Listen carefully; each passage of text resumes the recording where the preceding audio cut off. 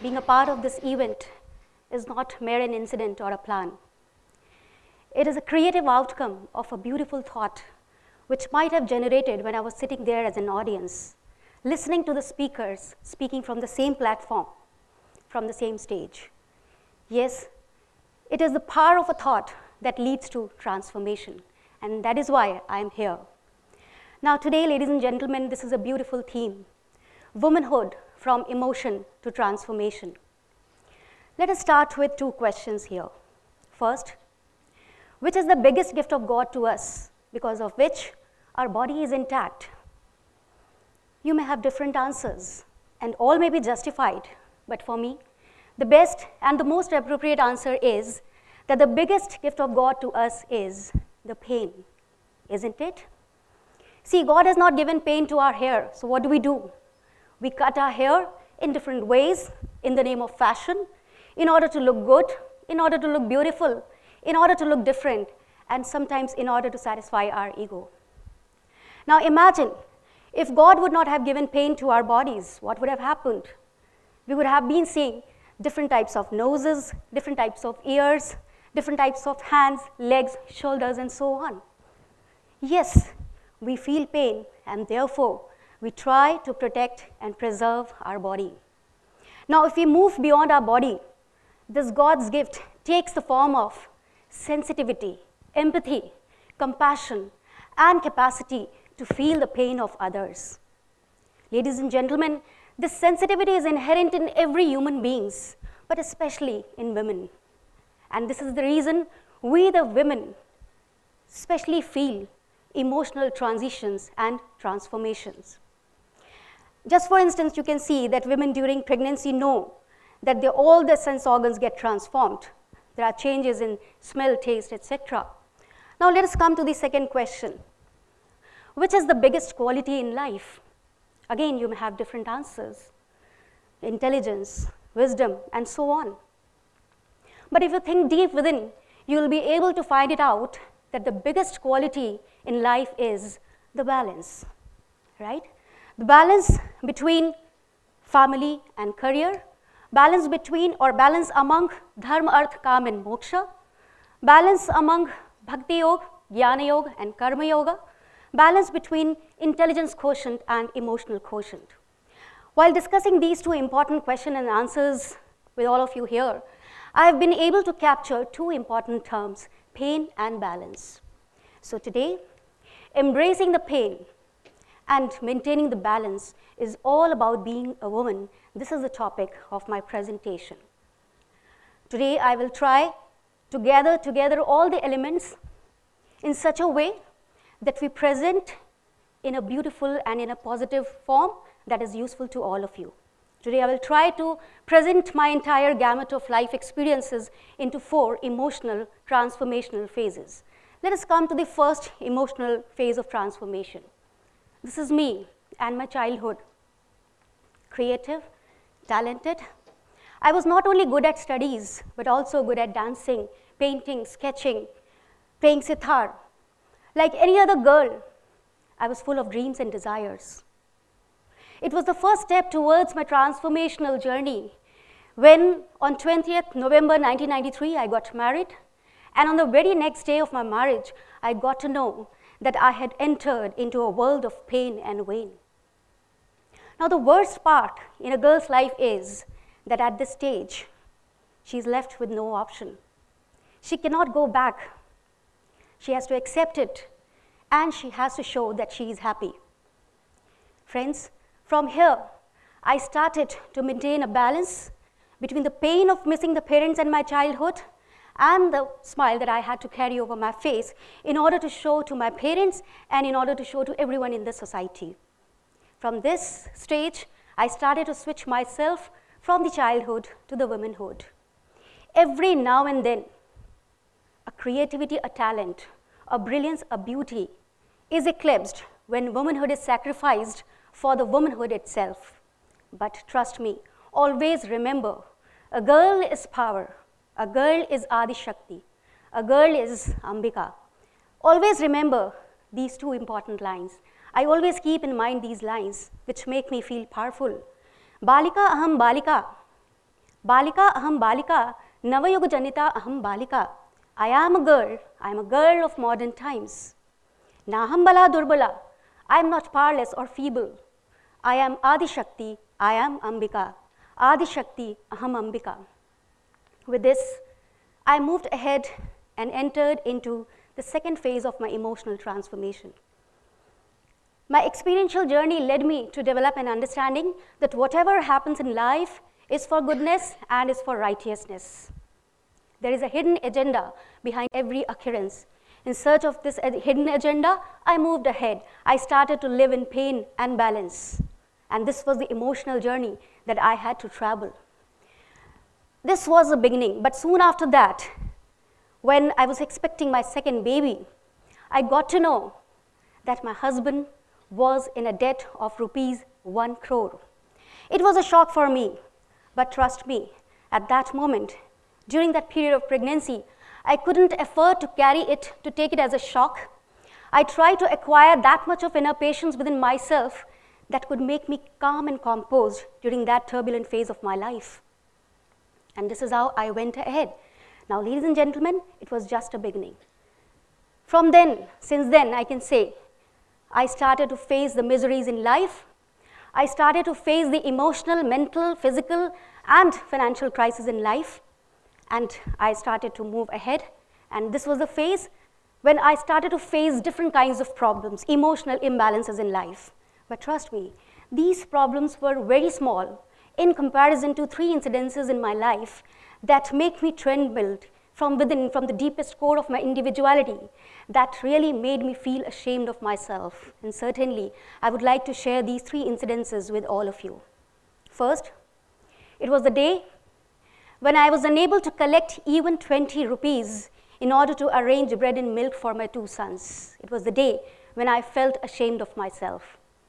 It was the day when I was standing in a queue of parents in order to deposit the fees, admission fees. It was a proud moment for me that my son was selected in St. Joseph's College, Allahabad. And at that moment, it was a proud moment for me. But I used to, keep a step behind myself. I used to offer by chance to the other parents. And I used to stare at the gate with the hope that my husband or in-laws would come with the arranged fees. And I kept on doing this from morning till evening. But at the end, they couldn't manage it. Ultimately, I had to hand over my last earrings. That was the last jewelry I had. And then the fees was managed. It was a happy moment. You can see my son got admission in St. Joseph's College. But really, I was ashamed of myself on that particular day. The third incident, when during a stage of conflict and argument, my husband called me. He commented upon me by saying that you are just an intermediate pass lady. In fact, I was in B.Sc second year when I got married. So when he called me in this manner, when he commented upon me in this manner, I was just shuddered on hearing this. But I expressed my thankfulness that because of his comment, I was able to understand myself. I was able to realize my own level, and I was able to decide my own journey of self-dependence and even independence. And in this way, I went ahead throughout my journey. Now, out of fear, out of insecurity, out of fear generated out a sense of courage. Out of insecurity came out a sense of determination. And with this determination, I not only completed my B.Sc, but also completed my M.Sc, B.Ed, M.Ed. I completed my Ph.D. in chemistry. Then also I did postgraduate diploma in management. And then I was conferred with the famous Young Scientist Award in 2008. And after that, I have had various publications in national and international journals. And in this way, I can say that the most dedicated, most courageous, most committed, most courageous, and most balanced individuals must be associated with the field of education, and so here I am. Now I entered into the third phase of my emotional transformation. It was the year 2003 when my husband had to escape the city and I was left alone with my 2 sons. This was the day when I felt within varied emotions, a storm of varied emotions. On one hand, I was trying to overcome this situation. I was trying to fulfill the needs of my kids. And on the other hand, I started receiving the calls, threatening calls from the money lenders, from the antisocial elements, from the criminals of the society. On one hand, out of fear, I started to, stop sending my kids to the school. This was the first phase when I was, full of fear. And on the other hand, when this fear was dominated by my courage, my confidence, then I kept on sending my kids to the school, and me myself became a protective shield. I used to stand outside the gate of the school, and at that moment, even a single staring of mine towards those moneylenders made them so powerless that they never dared to touch my sons or even me. So this was the phase that I continued my journey. From this phase, I felt a kind of disaster in my life, and yes, I was very much confident about the power of my thought and imagination. I went ahead with the hope, with the expectation that my positive thought, my positive approach towards life would definitely lead me somewhere else. And one more experience I would like to share with all of you. While traveling to the bus, because first of all I joined primary school, there was a government primary school for which I had to travel 80 kilometers using that public transport. It was very tiresome and uncomfortable journey. And then I had to walk along the wild and narrow lanes of the villages. On return, I used to fall down on the bed, just like a dead person, and my parents used to sit beside me, watching and medicating my blistered feet with tears on their eyes. But it was a positive thought that led me somewhere else. While walking for the primary school or while using that public transport, I used to cross that nanny bridge. I'm sharing that experience with all of you, the power of a thought. And while crossing that nanny bridge, I used to watch the buses of United College. I don't know, those buses really appealed me. I don't know what had happened to me. An instant idea, a thought originated in my mind. Can I be there? Should I be there in that bus?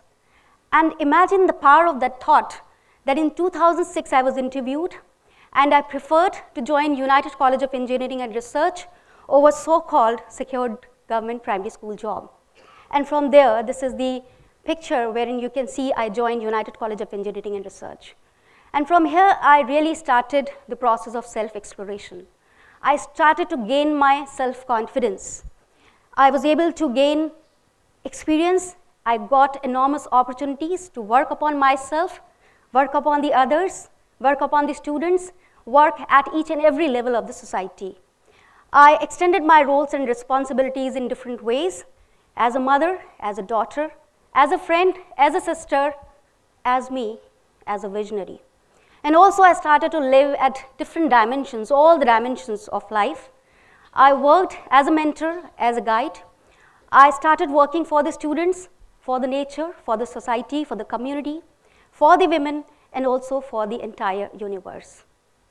Certainly, I would like to share with all of you the last emotional phase of transformation.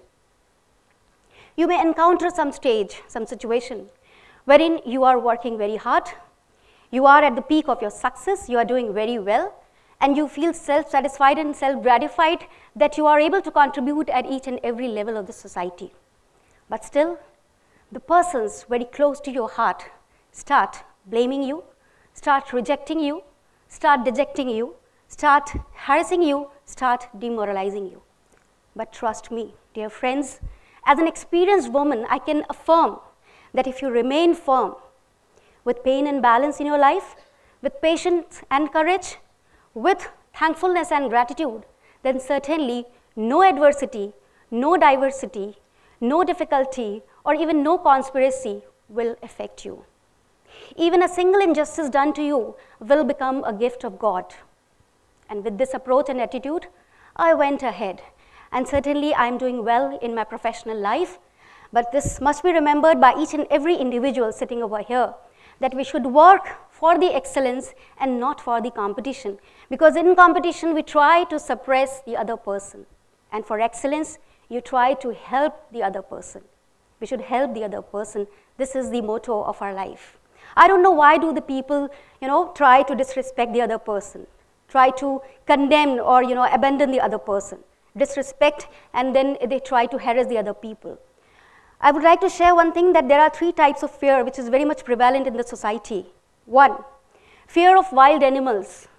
2, fear of natural calamities. 3, fear of inhuman behavior of human beings. Now, which is the most prevalent fear today?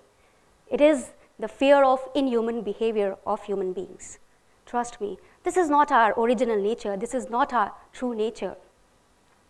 We should not disrespect the other person, because this is the shlok that tells us, amantram aksharam nasti moolamana aushadham, ayogyaha purusho nasti yojakas tatra durlabha. That means there is no sound in this universe that cannot be made into mantra. There is no vegetation that has no medicinal value. There is no person on this earth that may be termed as unworthy or unqualified. The only thing which is rare is the manager who can manage all these things harmoniously. Trust me, women are the best managers. They can manage people, they can manage the things, they can manage the emotions even, right? So we should respect women. Why? Because yatra naryastu pujyante ramante tatra devataha. Where the women are respected, the divine are always happy. And where they are not respected, all the actions, all the projects are fruitless. Today, I am a proud, strong lady with 2 pillars, my sons, who know how to respect the women. They respect me and each and every woman of the society. Trust me, we should remember 2 important things in my life, in our life. First, what is the most important thing? Whenever anyone rejects you, accept it, because you are going to get better position, right? And the other important thing is that you have to detach your emotions from the past experiences. You have to express your gratitude and thankfulness. You can imagine, you can observe within. You have the same feeling for the same instance for the same person. For example, if anyone hurts you, what is the feeling lying within yourself? You can have a feeling of anger for he has insulted you, or you can have a feeling of thankfulness or gratitude because of his rejection only you have been able to accept yourself. Because of his rejection only you have been able to detach yourself from the lower and attach yourself to the higher self. So always you must be ready to accept the rejections. The second lesson I would like to give here is that always detach your emotions from your past experiences, because your emotion is a type of thought, emotion is a type of power, the energy, which can be transformed from one form to the other. So don't ever let your emotions stagnate in your subconsciousness. Detach your emotions from your past experiences and attach with the present, which is powerful, which is beautiful, which is positive. I may not be able to transform the society. I may not be able to see the society transformed even as reflected in my presentation today. But if it is shared with everyone, with all the people present in the society, then certainly I will feel immensely gratified. Thank you very much.